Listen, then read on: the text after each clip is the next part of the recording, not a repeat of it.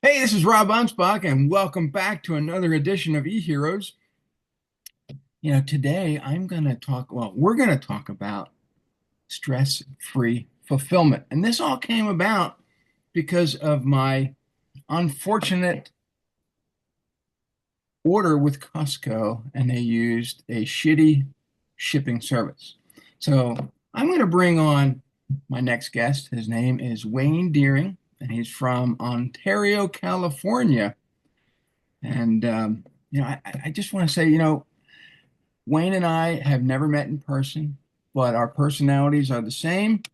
And it's always about building real relationships. And so, for everybody that's listening, I want you to pay attention to what we're saying because we're going to tell you a story, or at least I'm going to tell you a story about Costco and FedEx. And if you've ever wanted to have your package guaranteed overnight delivery, but it's not gotten there in 6 days, FedEx is your delivery person. But I would never use them ever again. That's a hell of an intro, right, Wayne? That is, yeah. No, I'm glad you're here. And for those listening though, I recently ordered some product from Costco, and I've been a member of Costco for 20 some years. I didn't know they didn't ship from my local facility. I thought they would just, pop it on a truck and I'd have it the next day. And so I get this email, "Hey Rob, you're going to get your package on January 2nd." Great, I'm ready. That evening on January 2nd, I get a notice in my email. The driver tried to deliver it. No, he didn't. I was home all day long. And Yeah. that went on for 6 or 7 days. And then I would call into Costco, I'd call into FedEx, "Where's my package?" And I'd get some third world country telling me or trying to patronize me. "Oh, sir, yes, yes, we're so sorry. We'll get it there. We'll have the driver personally deliver it to your home." And then I look at where the tracking is, and it's an hour and a half away from me. I'm like, he's not coming tonight. And that went on for a while. And Costco refunded me my money. They decided that they were going to give me a $25 gift card for my troubles. It's like I spent more time on this than 25 bucks. And 6 days later, the package finally shows up. And I called Costco and they're like, "No, no, no, just keep it."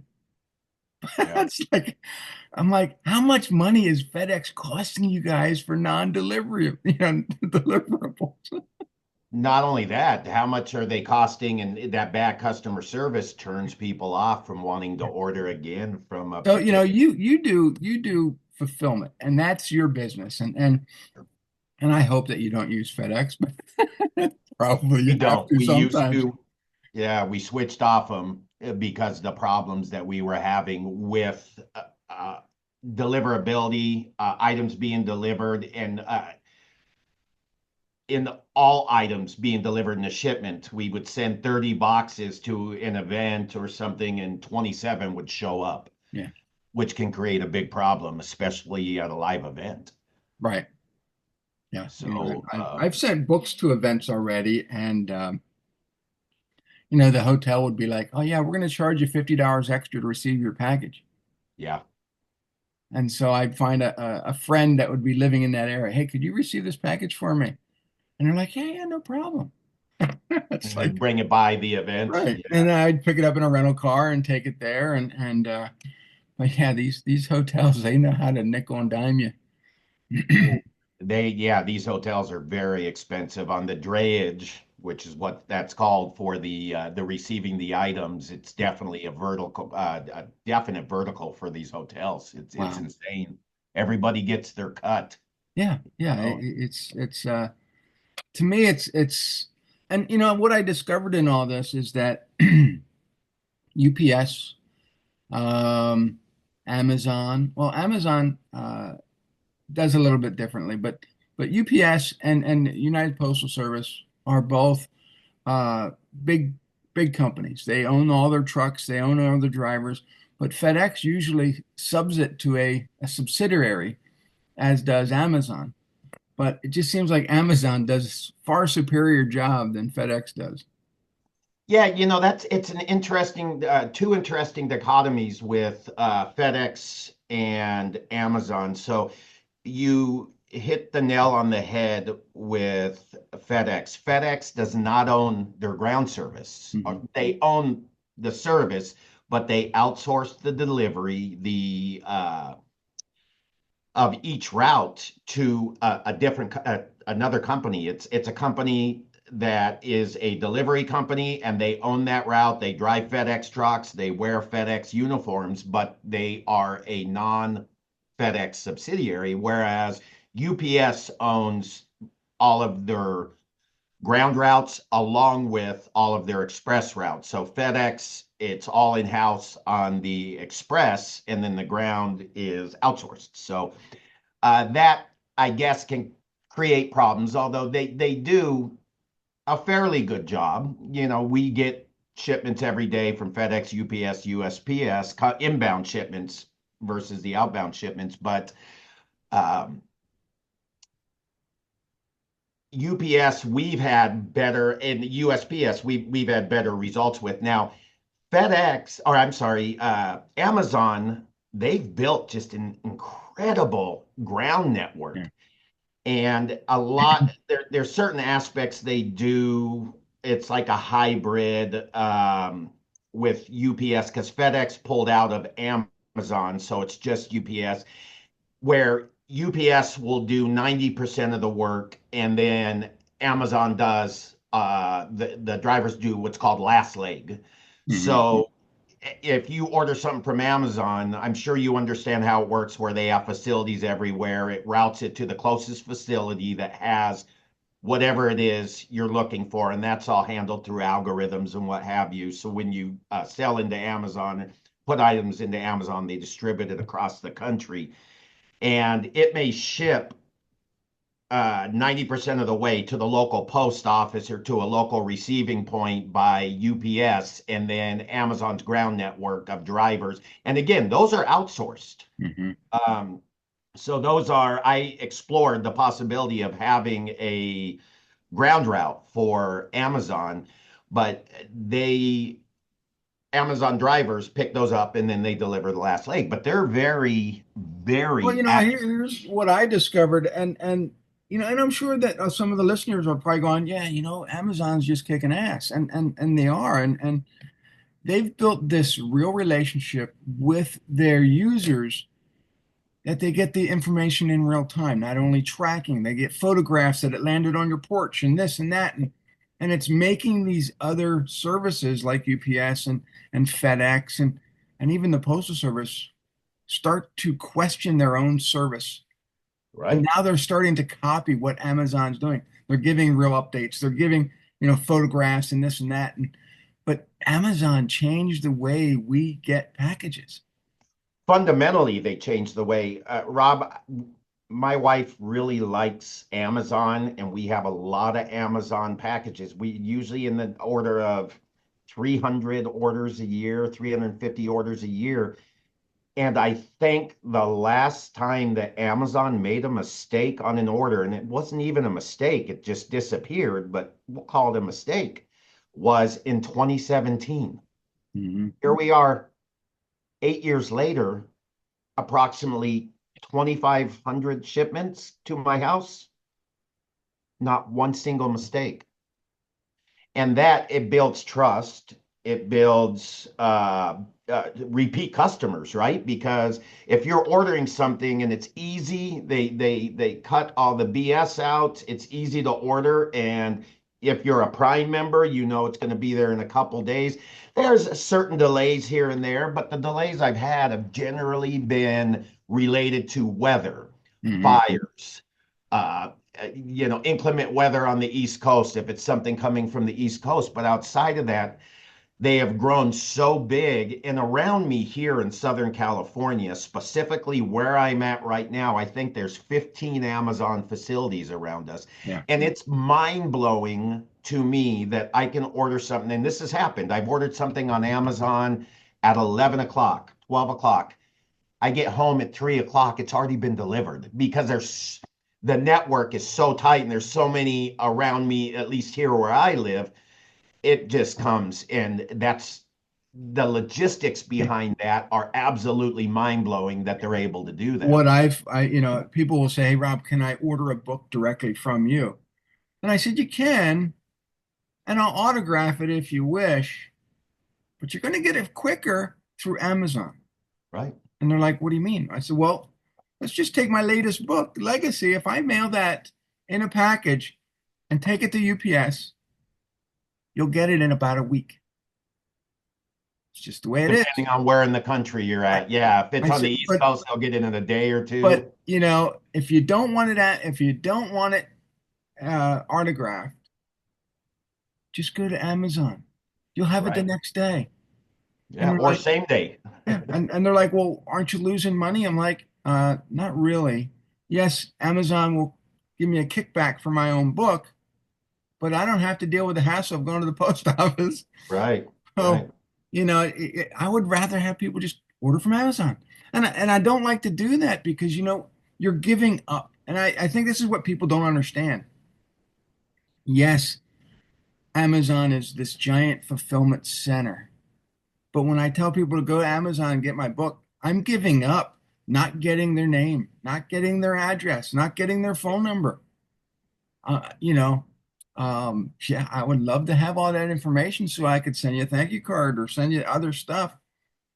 But, Yeah, they definitely have greased the path so well that it makes it easy. And that's again, I'm in the fulfillment game. It's based on the fulfillment company too that's sending it out for you. And right. that's really how it is because if the company itself does not understand the dynamics behind info marketing, if you will. And Mhm. books are info. So Yeah. that's a form of info marketing. And if they don't understand that time to market, so timing to in getting that book or that item or widget, whatever it is, into somebody's hand is paramount um, for myriad reasons. The buying process, them receiving it in the correct condition, and so on and so forth, is it makes a big difference from a marketing standpoint. They went online, they watched the sales letter of VSL or this or that, they order the item, and then it comes. If it all happens in a timely manner, that reduces refunds, that reduces returns, and all these things that happen in the info space because they're selling information, right? Mhm. At the end of the day. So, and it's generally what I've seen, having dabbled in both worlds, is that when those people are looking for that information and buying that information, they want it right away. So here we've taken sort of that to heart, and we do multiple order pulls per day. We probably sent out 500 or 600 orders just this morning already. And these are books, these are booklets, these are courses and what have you, along with event shipments and everything else that goes out. But that stuff going out super fast. You go on, you fill out a form this morning to receive a free booklet, a free report on something, you get it tomorrow. Mhm.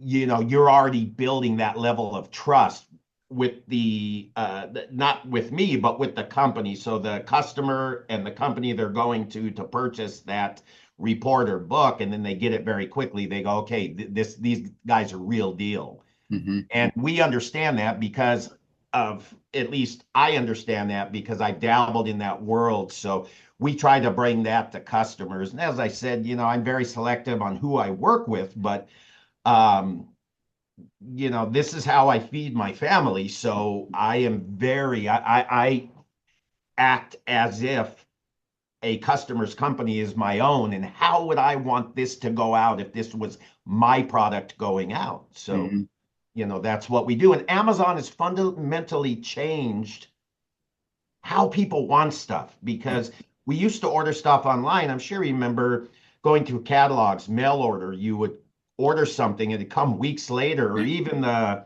music.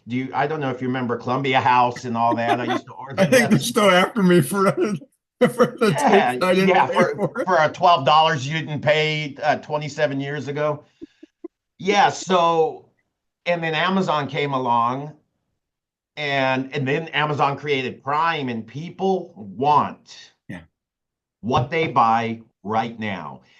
And they don't just want that digital download. And this is a conversation I have with lots of info marketers. Yeah, you can do that digital download, but there's no perceived value Yeah.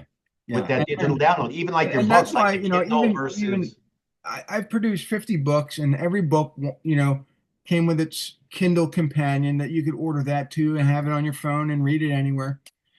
But I'm getting to this age where to hell with Kindle. It's just I don't care. I want the physical book out there. And I'm not saying that we're getting lazy, but I've noticed a lot of people don't like to read anymore. right, And this is the reason I write books. I want to educate you, but I want to keep them thin enough, 150 to 200 pages, so that it's non-intimidating, so that you can pick the book up and in an hour or two you're done and you can go about your business. But right. I still have go like a this book and I haven't squint. read yet. Yeah, I've Yeah, seen too many people on the planes and trains, and they're squinting at this device trying to read, and it's like, good Lord, get a book, a physical book. I think like I said, it goes back to perceived value. Even there's a higher perceived value in your physical book when they get it than there is in that Kindle version of the book. Yeah. Because when they can hold it in their hand and that tactile sort of response, it's they're just a higher perceived value. So and that plays to these different marketers out there that have digital courses versus physical courses, and the guys that have been doing it a while all know, and they stay with their physical courses even though it's a lot more expensive to produce than a digital version of it. But when they get that, and then there's a higher perceived value. And then on top of that, at one point at my last company, I'd walk in the warehouse and I think we had 600 or 700 different courses, people's courses. And I started approaching customers and saying, hey, look, your stuff looks like everybody else's stuff. What are we going to do about that? How are we going to set you apart? And there was a launch one of my customers did, and I said it was going to be a good sized launch. They sold a few thousand courses when the launch went out. I said let's do this. Let's do half your way, just the courses going out in the back, and let's track response rates. And let's do the other half my way. And I pitched my way, which was, listen, there's a reason Apple is at the top of their game. And I explained to him when I went to the store and I showed him my Apple box, my iPhone box. And I said, look at this box. Let's take this. And then I showed him a box for an Android phone. Now, Android's gotten a lot, or the Android phone, Samsung and those companies have got a lot smarter over the years. But the iPhone was in this beautiful turned edge, rigid box, beautiful packaging, the way Apple does everything, right? And the Samsung phone came in this pulp formed uh, little box with a sleeve around it and what have you. Long story short, pitched it. We did half the courses his way, half my way. My way was basically it was, I believe it was called Diamond Law Center or whatever. And what we had done was we created a box that was all white with this beautiful soft touch material, turned edge box that had a tray that came out and it had both the courses and these custom handmade. This is again back in the days of CDs, custom handmade CD sleeves and what have you, and everything was in there very Apple-esque looking. Mm-hmm. So the result was the normal return rate is usually it goes from about 8 to 12% that I've seen historically in launches. I think it fell at 11% doing it his way, and we had a 1.5% return rate doing it my way. And the reason that this my customer attributed it to was they got this beautiful, basically coffee table piece. I mean, this was a beautiful box. And I still have some of other boxes we've done like that, and we still do turned edge boxes. But the point being, when somebody receives that, you look at this, you go, "Wow, I got my money's worth." And that was the big thing that I would tell these people is, look, I'm in the business of them opening the box, and before they read your content, they already feel like they got their money's worth. Right. That's more than it's probably 80% of the battle. Now, when they open it, you better have some content in there that holds water, Hmm. or else they're going to return it. And it makes a big difference. It's the perception of value and them feeling a lot of these courses. You've been in the info marketing game, and you're a media company, so you see a lot of these courses. They they sell them, and they don't support, and they don't create all these other pieces around it that have a perceived value. So it's over the years we've learned that just making sure that when they open the box and they get that, I call them shelf help courses, because a lot of people take them and put them on the shelf, but that they have already decided that they got their money's worth when they get the item. That's it. I'm amazed, because I do these interviews a lot, and I don't know if I said that the usually I announce the episode number, and I don't think I did. So this is actually episode 327. So I've been doing this for a long time, and what I uh, people I've interviewed, they'll say, "Hey Rob, I'm going to send you my course." So I got boxes and boxes of unopened courses, Right. you know. And because I got tired of opening them. I open them up and it's CDs. I'm like, I haven't had a CD player in forever. Right. Even Right. my computer doesn't even have a CD player. And I got a few that still have cassettes. And my kids are like, what the hell's a cassette? Yeah, so you guys are Yeah, still if they selling see it, they can't courses. identify it. Right. Yeah, you guys are still selling courses with ancient technology that nobody uses. Right. Yeah. We've switched a couple customers that still have audio files. We switched them. I finally said, look, the impetus behind it was I got rid of my duplicating machines. Yeah, So said, look, let's switch them, basically streaming, put it on a flash drive. And even then, I think if a customer still wanted to do it now, is we would make a full streaming platform in a box. You open it yeah, up, it's battery based, and yeah. the And then, content one remains. time I got one that's all it was a little box. It was probably the size of an Apple box, and it had a thumb drive and some instructions. And I'm thinking, you're selling this for 900 bucks? Nobody Yeah. wants to spend $900 for a little thumb drive. Well, and though that's a slippery slope with those thumb drives selling them like that, because this goes back to buying habits, right? You walk into the supermarket, or you walk into Target, or you see flash drives sitting at the checkout counter, and they're, $5, $6 for a flash drive. So the the thought in most people's heads is exactly what you said. That flash drive's worth $5. So there's Mhm. no perceived value, Right. which So speaks back to what I said of give them some physical items. yeah, yeah, One of my because for 1,000 bucks, yeah, I'll give you 20 some books, and I'll spend some time with you, and you're going to get all this other stuff. But they want this tangible stuff that they can hold. Yeah, Yeah, people don't value digital creations anymore. It's just no, it's because there's no barrier to entry, Rob. Anybody can create a digital whatever, put it up somewhere to host it, and sell access to it to download it. And then that opens up a whole host of problems, protecting the download and this and that, where somebody's not sharing a download link. And yeah, so it creates all that. But at the end of the day, it really comes down to that perception of value. And maybe I was influenced because when I was in the info game, we did events, and I'm sure you've seen the events over the years because you're a student of Bill Glazer and Dan Dan Kennedy. Kennedy, yeah, Yeah, where they had where the courses where you get the product. I'm sorry, and you without having. Yeah, you know what? You're gonna have to cut this part. I lost my train of thought. I never edit. It just Yeah, rolls with yeah. it.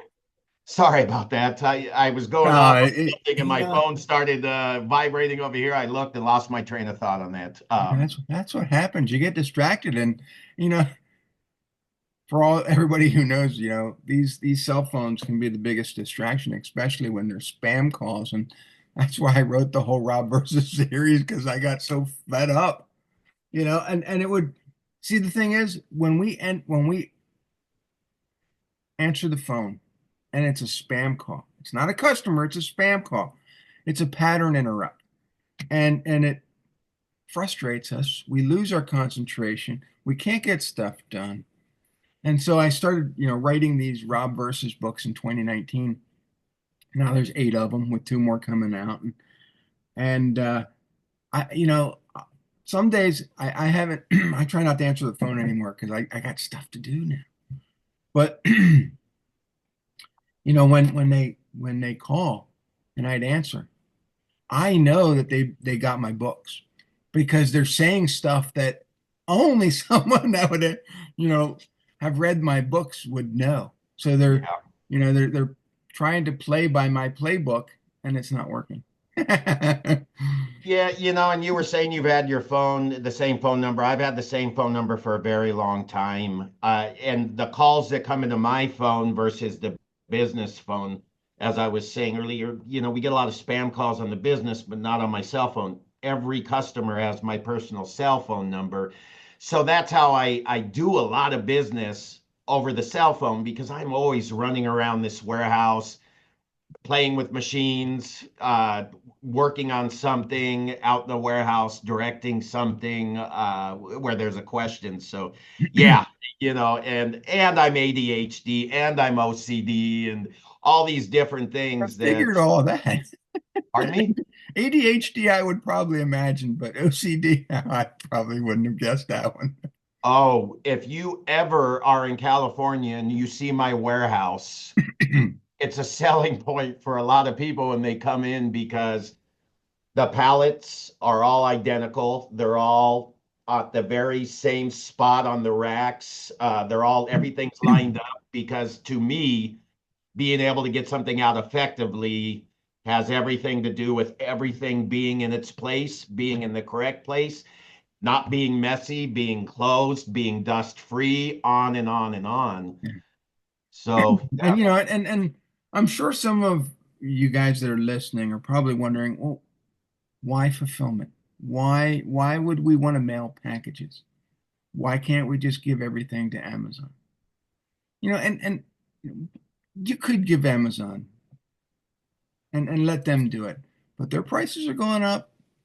And here's the thing is that in this digital age that we live, where we're not getting as much packages or mail through our mailbox, sending somebody a bulky package or a book or something that's out of the norm gets their attention, and even bulky postcards, big postcards, oversized. oversized, you send it through the mail, people are going to open it because they're not getting as much mail as it. Wow, what's this? And they're going to pay attention.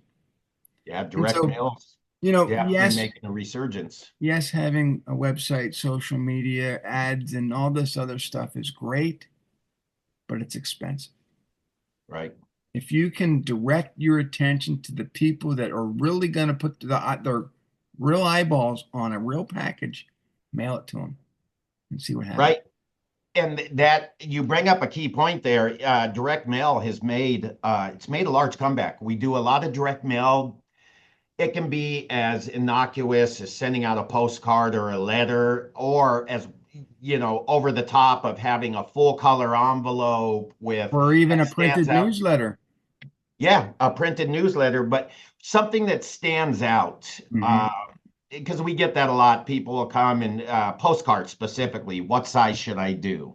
Yeah. Well, don't do the 4x6. That's what the first thing I always tell them because that's going to get lost in the mail. It's smaller than a number 10 envelope. My favorite ones to send out are either 6x11 or 8.5x11 This is because this is a postcard from my cleaning business a long time ago. It just says Groundhog Day, right? And Mhm. and then on the back it had, some sayings and a place for address and whatnot. I got more business sending a Groundhog Day postcard out than I ever did sending out a coupon for something off. Right, because somebody looks at that and goes, "What the hell, Groundhog Day?" And I'm sure you didn't send them on Groundhog Day. It was No, just a I regular. sent it like a month before ground. No, it's Yeah, and lump email, especially speaking of Glazer and Kennedy, is lump email. But sending out a piece of mail with something inside of it that makes it uh, uh, irregular, Mhm. you're always going to open it. I do it, and I know what to look for. Yeah. And I get a ton of junk mail, and I know what to look for. And there's some I open up. The interesting ones, I get one all the time, and the guy's got me a few times, at least got me to open the mail, is for an air conditioning and heating system preventative maintenance. Mhm. And this guy's got to be a Glazer Kennedy guy because it's the long form sales letter inside, but he's very smart about it using a handwritten font, or they're using an auto pen and handwriting the address and the return address. Do you remember over the years you would get those return addresses from like the veterans or this or Oh that yeah. where they pre-print your return address? They make something similar to that. They put it on there and they put a live stamp. Mhm. All of the things that make it look not like a marketing piece. So you go, what is this? And you open it up and they got me again. And Yeah, they keep changing their tactics, but they're doing a bang up job versus the stuff that I get and I never open, I tear in half and I shred because I know it's a clear marketing piece. So yeah, back in the day, and we're going back 20 some years ago, probably 1998, 1999.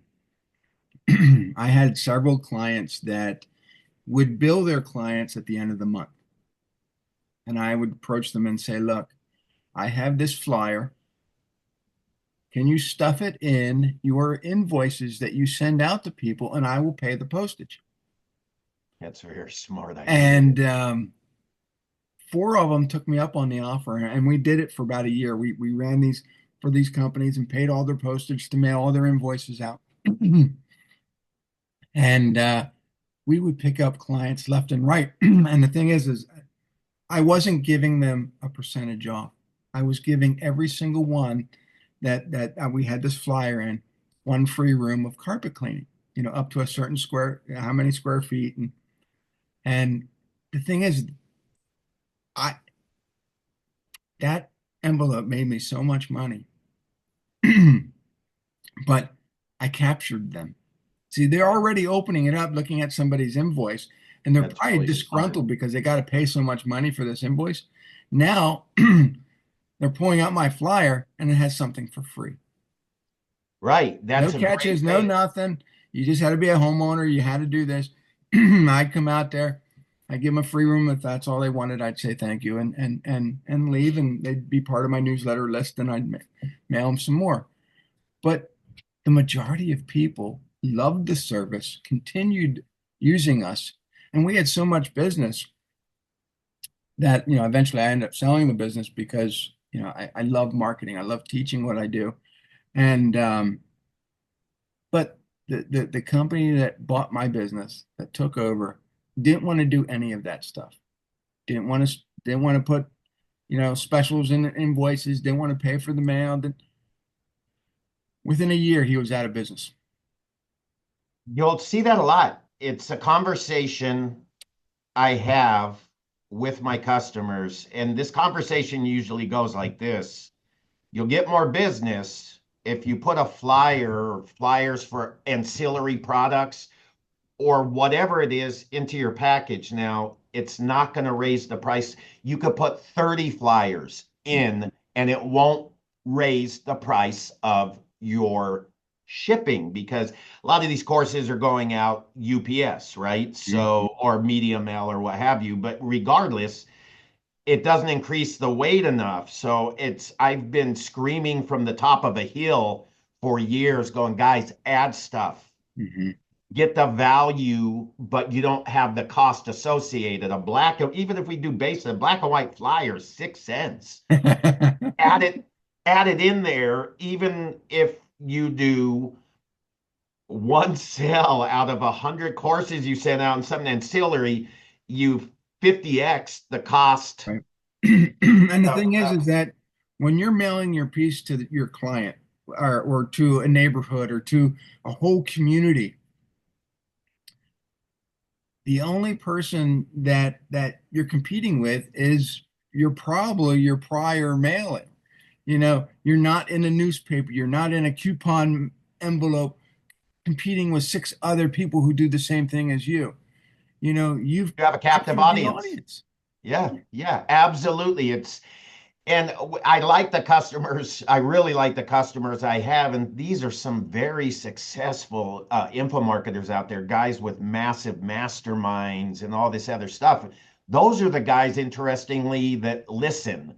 When I say, hey, I'll be driving out to Lake Havasu or someplace, and I have 4 hours, 3.5 hours to think.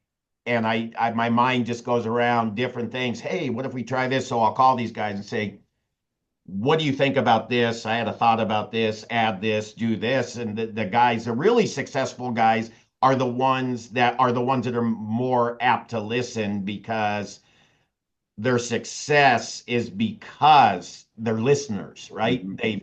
They don't look at me and go, "You're just my printing guy or fulfillment guy." They look and go, "Hey, you've sent out millions of packages and this and that over the years. You probably have a kind of an inside view of this that you formed." And some of that stuff we've tried. We did a for one of my customers out there has a large real estate mastermind. We took his stuff. He's saying we want to build more customers in here. So we did a thing with his courses that once you complete his courses, we did this beautiful turned edge box that I still have. And it had a water bottle, a journal, a pen, innocuous stuff. But the key to it was it had a video book. Mhm. And the video book, you opened it up and it said, hey, congratulations on this and that. By the way, here's the info on my mastermind. Mhm. Now, it was expensive. I think the entire campaign we did for this was probably 28,000 dollars to make these boxes, all the items, the video books, and ship them out and what have you. And it only took one person buying the mastermind to pay for everything. And everything after that and they closed, or a ton of people joined because after they had completed the courses, they go into the mastermind. And it's a successful mastermind because the content that they're doing and the way they've structured the mastermind, sort of like Glazer Kennedy and that sort of stuff, Mhm. is it's a real deal. He's a real deal info marketer. He has a real deal mastermind. So the people had the success with the course, went to the mastermind, had the even greater success. So, and the success breeds success Mhm. as far as that stuff goes. So, yeah, but circling back, it's just there's a million different ways to get your message out there, and it's not just the cheapest way.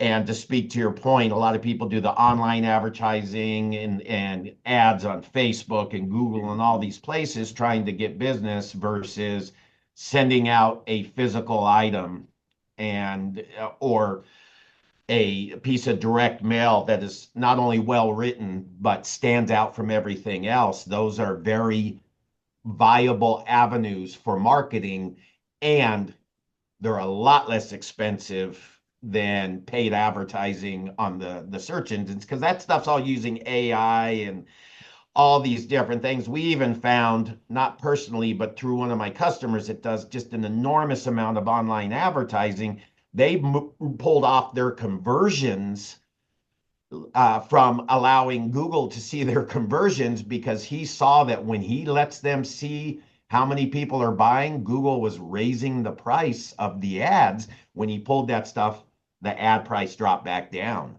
Hmm. So, versus like you said, just the Amazon, he sells on Amazon as well, the same course, and because it's for OSHA certifications, but yeah, it makes a huge difference in getting it and having it polished in the sense that the box. So his course, that particular one, his course looks nice. We designed all that. We print the courses and then we put it in a branded box, and inside of the branded box we put flyers. He does everything right because he just he happens to listen. He's very successful, and I'll say, hey, what do you think about this? Yeah, let's go ahead and try it. Hmm. It can't hurt. Right. So yeah. Yeah, and as we were talking before off air, is that I have a new series of books coming out, and yes, I'm probably going to put them on Amazon, but I'll put them on Amazon at a higher price. I'll make the bundle package a little cheaper, buy it directly from me, ship it from you, and this is a way for me to be sort of hands off. I don't have to fiddle with the package, but they Yeah, get a higher caliber package that has all these books in it versus just getting it from Amazon in a box that has Amazon's logo on it instead of your logo. something neat and precision made. And yeah. Well, even your individual books. I would ship out your individual books, but I would put it in a packaging. I would say, hey, look, Rob, however many you're selling these things, buy 500 envelopes, custom or 1,000 custom envelopes from me, poly mailers, poly Hmm. bubble mailers specifically with your brand on it, Yeah. with your Rob verses. And I can think of 100 different ways in my head right now to make that look, but propagating that brand so the order comes in, and we've we've taken all the friction away on that side. Everybody out there, back for years, I'm sure we're using Infusionsoft, and then they switched. Everybody's Go High Level now, Yeah. or High Level, whatever it's called, and there's all these different carts and ways people are selling it. And what I ended up doing is taking a look at it. And this is where my coding background sort of helped, and going, what's the lowest common denominator? The easiest thing to do after a sale is to create what's called an HTTP post. And what that is essentially is what everybody today calls a webhook, right? It's a Hmm. URL that contains the shipping information, a secure URL. So we handled it two ways. My warehouse management system, which we use to process orders and ship orders, we can natively connect to your Shopify's, your WordPress, to BigCommerce or WooCommerce, or a few of those. But even then, it's not everything. So what I did is I spun up E2 server on Amazon on AWS. And what that does is capture all of the orders, and I just say, hey, look, here's the URL. Send it's a logic partnership logic URL. They send it to that. We parse the data. That way, it can come from anywhere. It doesn't matter. Every cart in the world can send a post. Hmm. We capture the data, we parse it, we use our own API to pop it in our system, and it goes out. And everything here goes out in real time. I like to be moving. So if orders are coming in and the guys have a 5-minute break, they run orders, send them out the door. So as stuff's coming in, it's going out constantly. And part of that is, as I was saying, it's time to market. That's Amazon fundamentally changed the game for everything when it comes to ordering online. So the quicker that a customer receives something from a marketer, the more trust is built. If they purchase something and 6 weeks later it shows up versus 6 hours later, a couple days later, you've already lost that customer. I mean, they're going to read your stuff, but they're not going to respond like the customer that was hot to trot, ordered, wants this on how to make money in this or do this, or wants to read your book, and then they get it, they read it, that's going to generate that next sale, especially if they like, in your case, they like your book, they read one of the Rob versus Hmm. scammers, they go to the next one and the next one and the next one. And then other things we've done on that when they get the book is create a slipcase, right? That holds, so a turned edge rigid box that's open on one side that holds the books, and that's designed to hold all 50 of your books. You send it to them when they get the first book. Now Hmm. they have this Raw Versus box and they have one book in it. So they order another one and another one. And then it becomes a gamification. Hmm. I got to finish, I got to complete this box. I got to get the whole series. Yeah. And it sounds corny, but it works. And, it's a good way to propagate a brand. It's a good way to keep yourself in front of it. It almost works like the promo item industry. When you send somebody I'm very particular. We have a site that has promo items on it and it has about 2 million items on it. But I'm very particular about the things that at least we do for ourselves. I'll do what my customers want as far as promo items, but the things we do for ourselves, I make sure it's something that's going to have shelf life. Hmm. Uh, what is something you'll carry around with you no matter where you go? I send you a high-end 70, $80 OGO backpack. You're going Hmm. to hold on to that because it's high quality, has my brand on it. And we did that for one of our customers, as I was telling you, Fortune Builders, when they were in the education game. Their mastery students got an OGO fugitive backpack, and I mean, just thousands. They had a whole ton of students, and on my 50th birthday in 2020. I was in Las Vegas. I spent it in Las Vegas with my wife and a bunch of friends. And two times, randomly walking through a casino, I ran into somebody with a backpack I made Hmm. because we had done thousands, 10, probably in excess of 10,000 of these backpacks. And I even Than, the CEO owner of the company, I texted him and said, "Man, you did your job right as a marketer when I'm randomly walking through Las Vegas, Nevada, and I've run into two of your students because that backpack. They may have not been a student for 5 years, but those backpacks last 8 years, 7 years."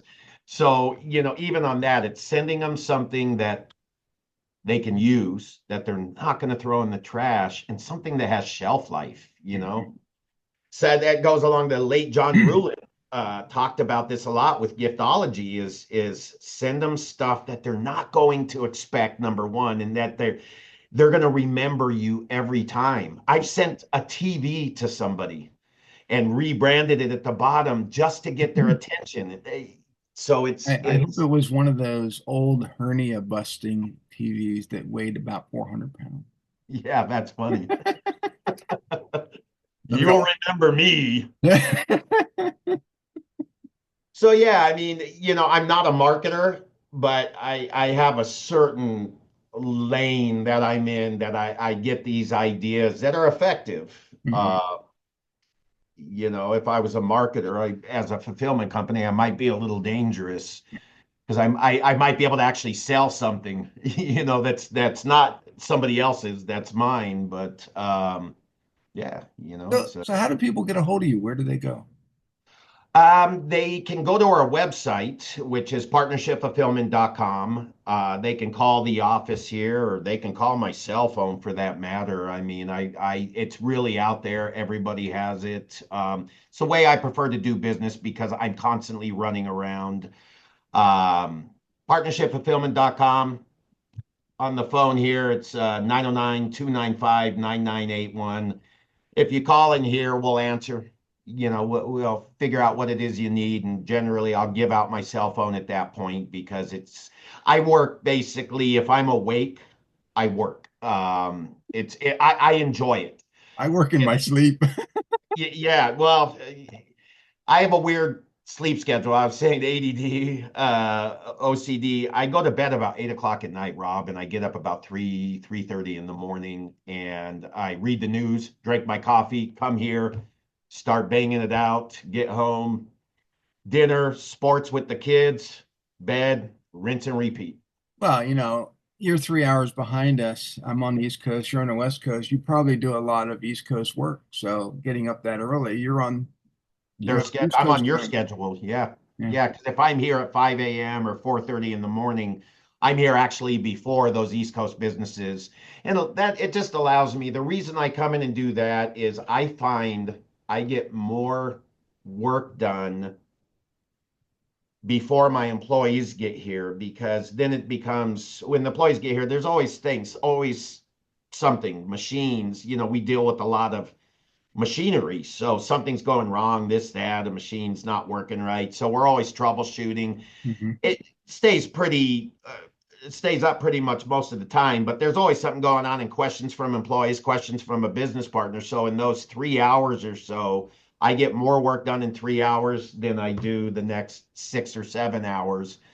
And that then I can spend time doing things like this. I can talk to people. I can talk about what's working in their business or what's not working in their business, or they explain, we're having these pain points. And that's usually something when a new customer calls me, I have this philosophy. I don't ever switch vendors on something to another vendor if I'm just getting the same price. I got to have a pain point, right? I got to have a reason I'm leaving this current vendor. So that's my first question when I talk to people. What's the pain point? Why are you switching? And Hmm. how can we address that pain point Right. to And, make things as I started this video off, the pain point for me was FedEx. Had nothing to right? do with Costco. Costco they did their job. They just selected the wrong vendor, who Right. could deliver. And so it had nothing to do with price. It had to do with deliverability. And so that was my pain. And so, if you're out there and you're looking for a fulfillment center, give Wayne a call. If you're looking to build real relationships with mailing, with books, fulfillment, whatever, you know, try Wayne's service. And it was partnershipfulfillment.com. So I Yep. want to thank everyone. I want to thank you, Wayne, and we'll see you guys on the next episode. Thanks, Rob. Adios. Bye, everyone.